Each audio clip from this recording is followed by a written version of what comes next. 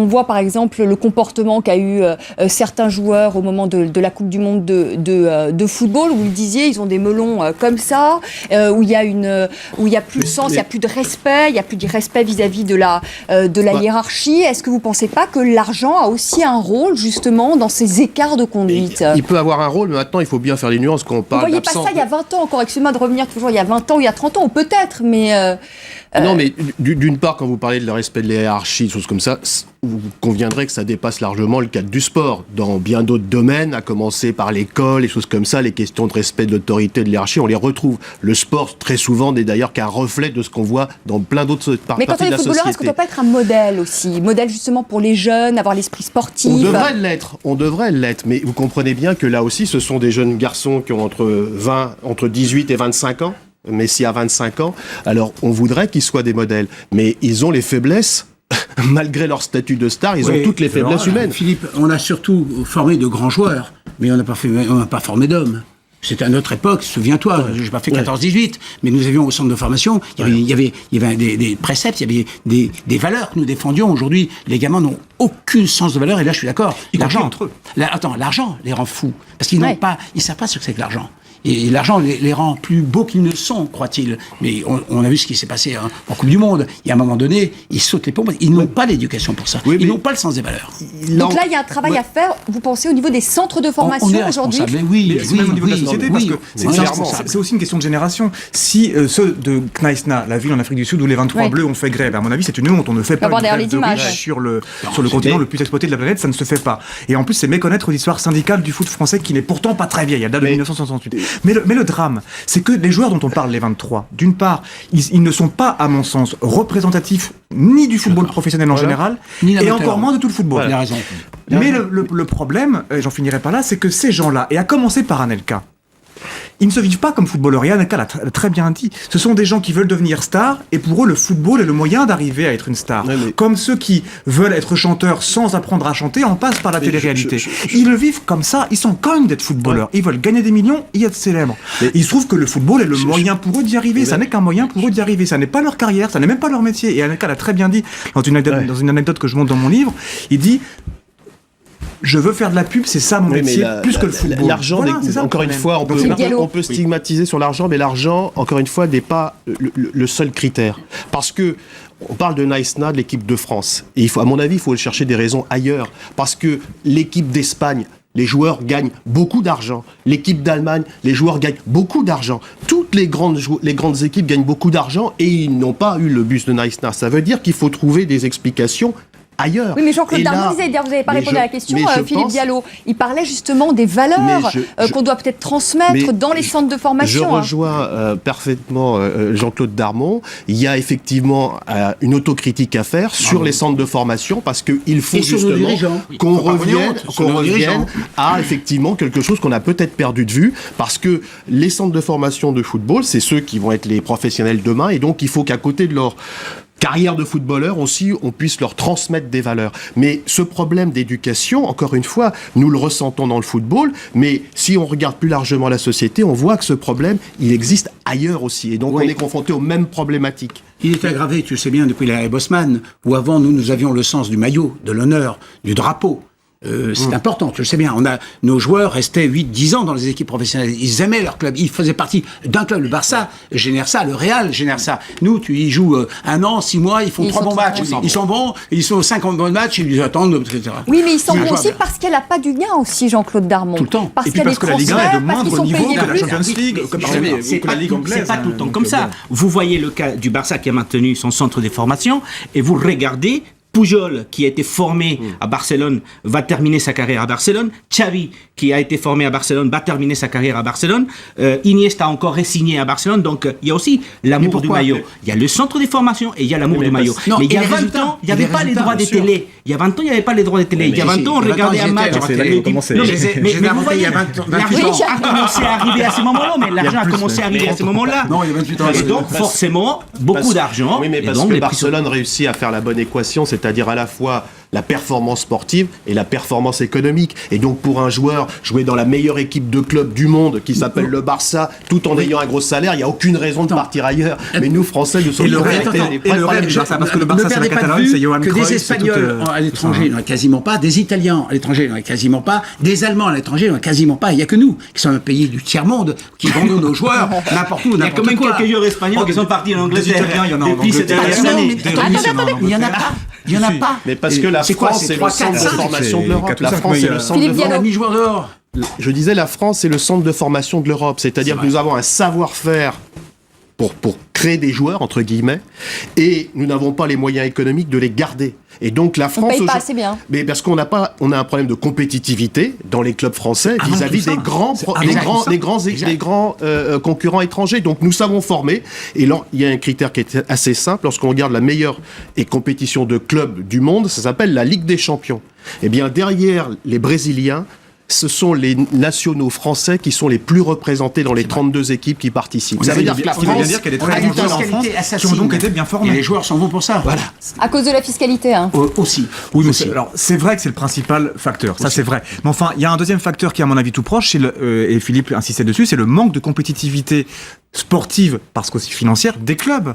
Les joueurs sont des grands joueurs, donc ils ont été bien formés. Donc je pense pas qu'il y ait spécialement un problème de formation sportive en France, mais par contre, la Ligue 1 est d'un piètre niveau par rapport à la première ligue anglaise, par rapport à la Serie A italienne, et bien sûr par rapport au championnat espagnol.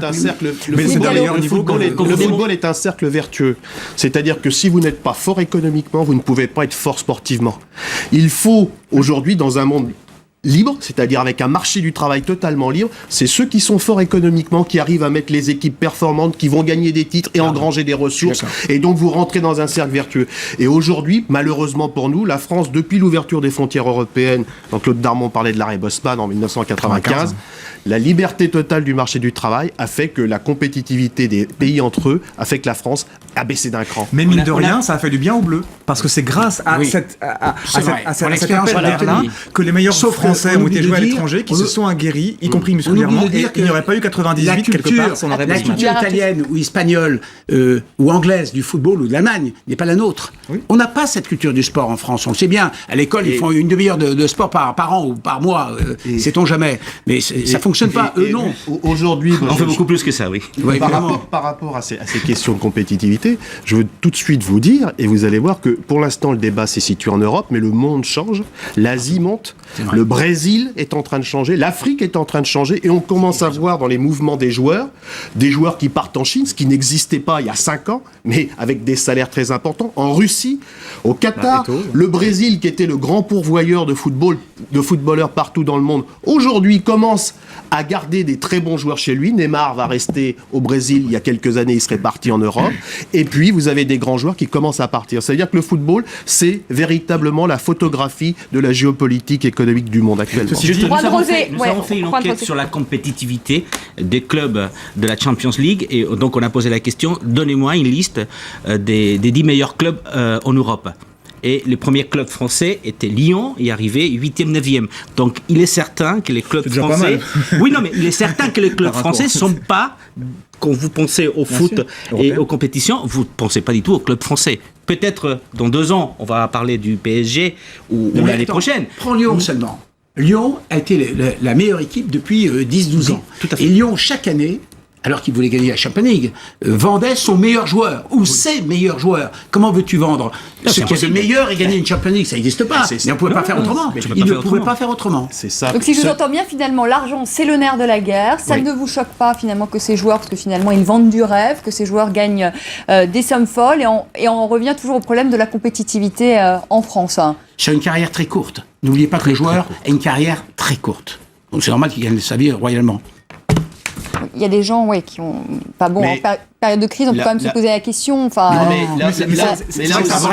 que ça a beau être totalement déréglé, c'est vrai que la carrière active d'un sportif de haut niveau, et d'un footballeur est très courte. Il faut pas en faire dire plus. Très courte, la somme amassée. Mais il faut expliquer les chiffres. Il faut pas laisser les chiffres parler d'eux-mêmes parce qu'effectivement dans ces cas-là, ça paraît trop dimensionné, trop surdimensionné. On fait une petite pause si vous le voulez bien. On fait une petite pause. On se retrouve dans un instant pour la deuxième partie de notre débat avec cette question quand même.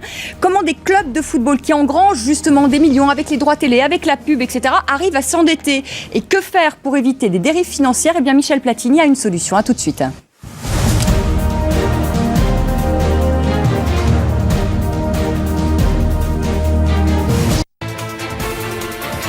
Tout de suite, la deuxième partie de notre débat consacrée ce soir au football. Lionel Messi, vous le savez, a remporté pour la 4e année consécutive le Ballon d'Or. L'occasion de parler football, un sport qui draine des sommes colossales. Alors, cette question, comment les clubs arrivent-ils à s'endetter? Eh bien, on en parle ce soir avec nos invités. Je vous les présente très rapidement. Jean-Claude Darmon, président de Jean-Claude Darmon Conseil, qui a géré durant 30 ans les droits sportifs. Hubert Artus, qui est journaliste, chroniqueur littéraire pour le magazine Lire et France Inter, journaliste sportif également à RFI, auteur de Donkey Foot, dictionnaire rock, historique et politique du football aux éditions Don Quichotte. Philippe Diallo, qui est le directeur général de l'Union des clubs professionnels de football, membre de la Chambre de résolution des litiges de la FIFA. Et puis Juan José Dorado Muñoz, qui est journaliste espagnol, spécialiste de sport et correspondant à Paris pour le journal Region International. Avant de reprendre notre débat, je vous propose ensuite d'écouter Michel Platini, président de l'UEFA, l'Union européenne des associations de football. Il propose aujourd'hui de mettre en place un fair play financier pour éviter les dérives financières des clubs de football, un système qui devrait normalement entrer en vigueur en 2013. Michel Platini. Il va y avoir des experts financiers qui vont regarder les comptes des clubs professionnels. Je vous rappelle, puisqu'il y a toutes les télévisions là, qu'il y a 1,2 milliard de pertes pour l'année 2009 dans le football professionnel européen. 1,2 milliard d'euros de pertes. Donc je pense qu'on est obligé de faire quelque chose. Si vous, les télés, vous aviez 1,2 milliard de pertes, vous ne seriez pas là, vous seriez tous au chômage et en faillite. Donc on est obligé de faire quelque chose. On peut pas rester comme ça. Jean-Claude Darmon, 1,2 milliard d'euros de pertes pour 2009. Je reprends le chiffre de Michel Platini. Comment est-ce que les clubs peuvent en arriver là ? Il a quand même dit, et là, on est obligé de faire. C'est-à-dire que ce que Michel veut mettre en pratique, nous, dans le football français, il y a 25 ans qu'on l'applique. 25 ans où on crie à l'assassin, où on veut que ça se produise ailleurs qu'en France. Et cette réglementation ne concernait que les Français et nuisait aux Français. Mais tant pis, on préférait dépenser un argent qui était le nôtre. Donc que Michel se réveille en disant aujourd'hui, il le faut, c'est génial et tant mieux pour nous. Philippe Diallo, ça concerne en quoi d'abord? Est-ce que vous pouvez nous expliquer ce fair play financier? En quoi ça consiste? Qu'est-ce qui va changer avec ce nouveau système? Le principe que Michel Platini veut mettre en place, il est assez simple. C'est on ne dépense pas plus que ce qu'on gagne. Voilà, c'est assez simple. Et vous trouvez ça normal? Et c'est assez normal puisque nous, Français, je pense que nous avons été, entre guillemets, volés sportivement pendant des années par des équipes qui gagnaient des matchs à crédit. Philippe Diallo, je vous laisse continuer, mais on regarde ensemble justement à quoi sert le fair play financier, discipline et rationalité dans les finances des clubs, diminuer la pression exercée par les salaires et les transferts, encourager les clubs à prendre part à la compétition en comptant uniquement sur leurs revenus et s'assurer que les clubs honorent leurs dettes en temps et en heure. Oui, parce que c'est toute la difficulté. On est dans une compétition sportive où il faut que la compétition se déroule parfaitement, de manière fair play, dans les règles du jeu. Mais aujourd'hui, l'économie, c'est aussi une des règles du jeu, parce que c'est ça qui vous permet d'aligner une équipe. Et aujourd'hui, ce que souhaite faire Michel Platini et ce qu'on essayait de faire en France, c'est de faire en sorte que les deux équipes qui s'affrontent dans les compétitions, eh bien, économiquement, elles soient aussi fair play. Qu'elles fassent que les joueurs qui sont alignés sur les terrains, ils soient payés en fin de mois et que c'est des vraies équipes qui soient alignées. Je vais profiter de la présence de notre ami espagnol, puisque cette année, j'ai eu moi un club de Lille qui a joué contre Valence. Bon, Valence a battu Lille. Lille est éliminé de la Champions League. Mais Valence a près de 500 millions d'euros d'endettement. Alors, mais comment Valence peut arriver à 500 millions d'euros d'endettement? Comment? Parce qu'il y a la collectivité qui fait confiance à Valence. C'est-à-dire, voilà. Je vais vous raconter une anecdote qui concerne mon ami. Oui. Le Real de Madrid était plombé il y a une vingtaine d'années de 50 millions de l'époque. C'était énorme. Énorme, donc, mais plombé, hein. Il voulait faire des transferts. Eh bien, le roi a donc décidé d'acheter les terrains d'entraînement du Real de Madrid à prix de millions. C'est-à-dire que d'un coup, pof, il n'y a plus de dette. Ça redémarrait à zéro. Tant mieux. Tant mieux, la preuve, c'est qu'ils ont... Mais il a raison, on joue contre une équipe qui a 500 millions de passifs, qui paie personne, contre une équipe qui joue avec son argent et qui dépense pas plus que ce qu'il ne gagne. C'est pas normal. Oui, qui paye personne, le Real paye. Oui, non, bien sûr. Je veux dire par là, le fair play, oui, d'accord au fair play, mais le fair play ne doit pas non plus fausser la compétition. Donc, il est certain qu'on s'est posé des questions. Quand Cristiano Ronaldo est allé au Real Madrid pour 91 ou 92 millions d'euros, on a dit comment est-il possible que les banques prêtent au Real? Mais parce que le Real gère beaucoup d'argent de retour. Alors, Valence, effectivement, ça fait 50 ans que le club s'endette et il a commencé à construire un stade qu'il a dû arrêter à un moment donné parce qu'il ne pouvait plus payer la construction du stade. Et puis, qu'est-ce qu'il a fait? Il a commencé à vendre ses meilleurs joueurs. Ouais. On parle des Villa, des Silva, des Alva, des Mata, etc. Donc, c'est une solution. Donc, le fair play, oui, il le faut. Il le faut surtout pour le foot espagnol qui n'était pas réglementé. Malaga, d'ailleurs, a été sanctionné. Sanctionné pour l'année prochaine. Donc, Malaga mais là... Le problème est quand même complet. Mais le problème est différent puisque c'est un actionnaire qatari. Donc ce n'est plus un actionnaire espagnol, si vous voyez ce que je veux dire. Encore une fois, les choses sont simples. Aujourd'hui, il y a des championnats nationaux, puis il y a des Coupes d'Europe qui sont aujourd'hui une vitrine formidable pour tout le monde. Il faut que ces Coupes d'Europe qui génèrent des ressources et de l'image de manière extraordinaire, il faut que les compétitions soient équitables. On peut perdre, parce que c'est la loi du jeu, mais il faut qu'on perde de manière équitable.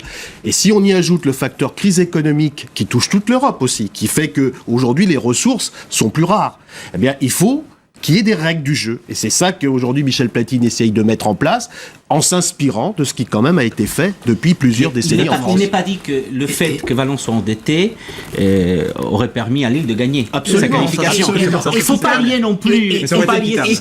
Équitable, c'est pas égalitaire. Voilà. Attention, hein. Vous parlez de l'actionnaire qatari, est-ce que vous pouvez nous préciser les choses pour Malaga? Oui, donc c'est aussi un actionnaire qatari qui a pris les rênes du club, qui a investi depuis 3 ans plus d'une centaine de millions d'euros, avec notamment des joueurs comme Van Nistelrooy, qui est arrivé il y a 2 ans et qui est reparti d'ailleurs. Donc un investisseur qatari qui n'a pas honoré comme il faut ses engagements. Alors, on a de la chance, ou vous avez de la chance à Paris avec le PSG. Nous, on pensait, ou à Malaga, ils pensaient que ça allait être pareil. Ça n'a pas été dit tous les cas. Effectivement, Malaga a été sanctionné. Dans la suite des choses, son investisseur, son actionnaire principal, a dit qu'il allait réinvestir et donc payer ce qu'il devait dans les semaines à venir. Donc, a priori, ça devrait aller. Mais il est certain que le fair play, encore une fois, est nécessaire, mais ça ne doit pas fausser la compétition. Mais je pense que ça ne pourra pas la fausser.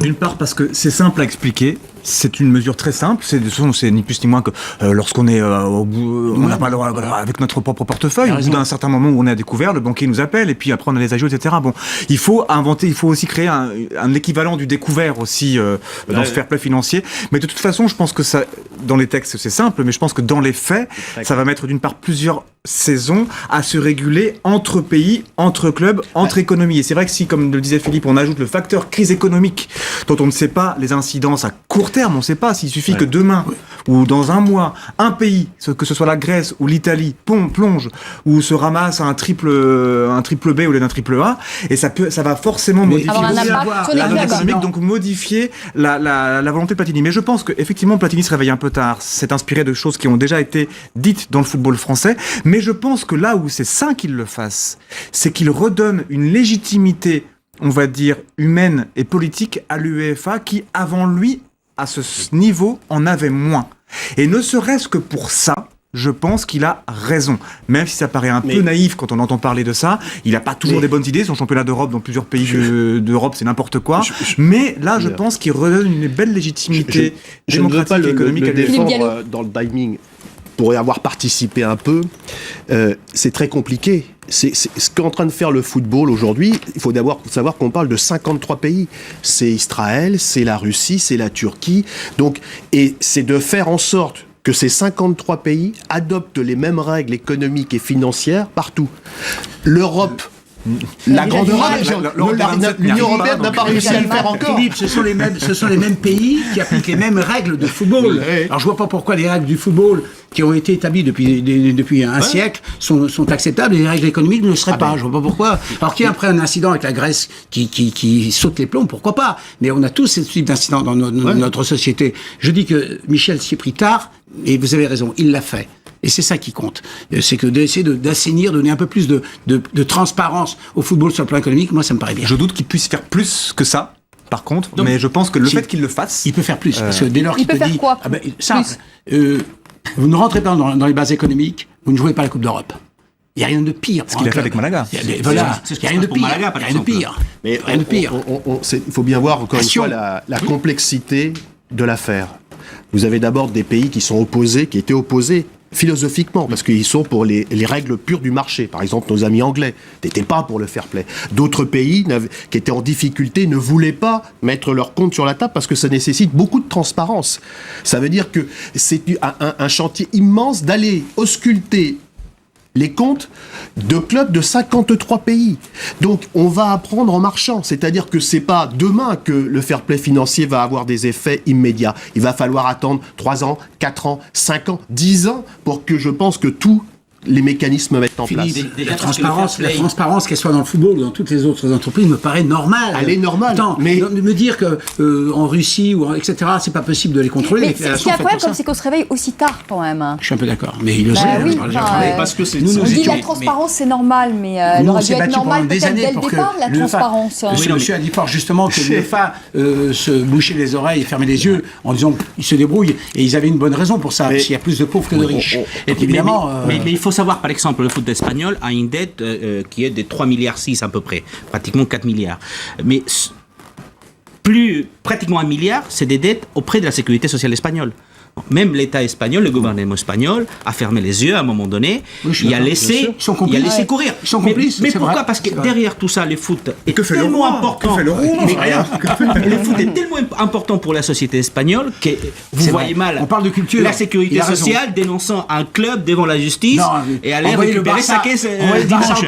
Donc c'est impossible. Mais il est certain que le fair play, notamment en Espagne, on avait besoin. Parce que là, on est au bord du gouffre. Je crois qu'on a commencé même à tomber dans le gouffre. On est au fond du gouffre, là. Donc, on est au fond. Donc, avec 3,6 milliards de dettes, bon, nous, on applique des règles à partir de 2014, parce qu'il faut quand même un temps pour appliquer les règles espagnoles. Est-ce que tu as quand même remarqué que plus on a de ressources économiques, de recettes, et plus on a de déficit ? Ah oui. Parce qu'en fait, notre masse salariale représente grosso modo, je parle de tout compris, 95%. Parce que on gagne, de toute façon, c'est bien ça. À notre époque, j'avais un président que j'aime par-dessus tout, que tu aimais aussi, Jean Sadoul, qui disait, c'est bien simple, chaque fois c'est un emplâtre sur une jambe de bois. Parce que chaque fois qu'on gagnait 100 €, on donnait 150 à un joueur. Tu peux pas t'en sortir avec ça. Plus les charges, les prix, mais c'est aussi pour ça que le salaire des joueurs dont on parlait en première partie peuvent aussi être une menace pour leur club.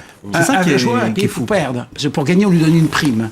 Vous ne savez pas ça. Oui, mais alors justement, est-ce que c'est normal le système de primes ? Et par exemple, le fait que certains joueurs, je pense notamment par exemple à Adebayor au Togo, refusent de jouer s'il n'a pas de prime ? Justement parce que vous parlez des primes et de l'esprit sportif pour boucler un peu la boucle par rapport à... On parle des équipes nationaux. J'ai géré l'Afrique pendant des décennies. Pour eux, c'est un peu possible, c'est normal. Hein. Vous savez que pour aller faire un match du Sénégal en Algérie, pour gagner 50 €, le président de la fédération sénégalaise a fait faire quasiment le tour du monde à son équipe, qui est arrivée en Algérie la veille au soir, éclaté, pauvre gosse, tout. Ils ne touchent pas les primes, évidemment, ça savent quoi. Et ils ont perdu le match. Tu ne peux pas avoir fait 24 heures de voyage et jouer un match. Pour revenir sur le fair play financier, parce qu'on arrive bientôt au terme de ce débat, vous parliez tout à l'heure du Qatar, Juan José Dorado Munoz. Est-ce que justement certains clubs ne vont pas pouvoir contourner cette loi ? Et je pense notamment au PSG qui a signé un contrat de sponsoring avec le Qatar Tourism Authority pour 600 millions d'euros sur 4 ans. Ils contournent pas. Leur activité fiscale a lieu en France. Alors ce qu'ils vont pouvoir faire, c'est comme ils ont fait pour Ibrahimovic. Si jamais la loi d'Hollande des 75% passe, c'est le PSG qui payera les impôts. D'ailleurs, c'est déjà eux qui les payent. Oui. C'est ça que les joueurs font maintenant. Et c'est pour ça que là, malgré tout, la France va rester attractive. Après que le sponsoring et des sommes affolantes, parce que au Barça, ils touchent 30 millions. Oui. Là, ils vont toucher 120 millions. C'est normal, PSG est champion du monde. Mais c'est ça, nous, non, mais j'ai dû me tromper. 600 millions sur les 4 ans qui viennent jusqu'en 2016. C'est un argent qui vient de l'exploitation, alors qu'avant, il venait dans les comptes courants. Donc moi, je trouve ça... C'est ça, franchement. C'est pas beau, mais c'est ça. On arrive au terme de ce débat. Vous savez qu'il y a la Coupe d'Afrique des Nations, la CAN, qui s'ouvre. C'est une merveilleuse compétition qui a lieu cette année en Afrique du Sud. Un petit pronostic avant de se quitter, Jean-Claude Darmon, qui pourra gagner cette CAN 2013 ? Il y a une grande rivalité entre des clubs, des fédérations que je connais. Je suis pas sûr que le Cameroun, par exemple, qu'on nous donne toujours comme une des plus grandes équipes puisse passer l'hiver, ou l'Égypte, etc. Donc là, on ne sait jamais qui gagne dans ce type de compétition. Mais c'est une compétition de très haut niveau, contrairement à ce qu'on pense. Magnifique. Philippe Diallo, un petit pronostic ? Très difficile à faire parce que maintenant les cartes sont rebattues en Afrique, la Zambie a gagné, personne ne l'attendait, donc j'ai beaucoup de difficultés à vous donner. Je vais regarder avec la compétition avec beaucoup de plaisir. Artus. Je pense qu'on a eu tellement de surprises l'an dernier, parce que normalement une CAN se joue tous les 2 ans, mais là, pour ne pas tomber les mêmes années que des championnats des coupes européennes et des coupes du monde, elle a lieu une année impaire. Les surprises ont lieu il y a 1 an, alors que tout le monde attendait soit le Ghana, soit la Côte d'Ivoire. Je pense que là, cette année, on aura soit la Côte d'Ivoire, soit le Ghana, dont les équipes arrivent à la fois à maturité et un petit peu en fin de carrière pour certains, dont Drogba. Je pense que d'une part, c'est leur heure, et je pense que, comme la précédente CAN a eu lieu il y a 1 an, là, ils vont y arriver. Juan José Dorado Muñoz. Pour nous, les Espagnols, on a toujours beaucoup aimé le Ghana. Parce qu'il nous a fait rêver, donc par le passé. Donc là, mais ça c'est le cœur, c'est pas du tout un pronostic. L'Espagnol ne gagnera pas. Puisque voilà, on joue pas. Parce qu'on joue pas. Merci à tous les 4 d'avoir participé à ce débat. Merci messieurs. Merci à vous de nous avoir suivis. Je vous retrouve demain 19h10 pour une nouvelle émission. Très belle soirée. À demain.